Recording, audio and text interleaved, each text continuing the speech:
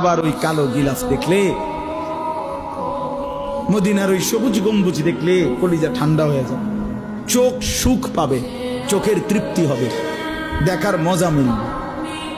আল্লাহ কোরআনে বলছে লিয়াশহাদু মানাফিআ লাহুম। আল্লাহকে যদি জিজ্ঞেস করে বান্দা কেন আমি হজে যাব, আল্লাহ বলে আয়েশা দেখো, লিয়াশহাদু, সে যেন আয়েশা দেখে। আইসো বান্দা, আসো না আমার ঘরে, আসো, আমি দেখাবো কুদরতের কি পরিমাণ নিদর্শন।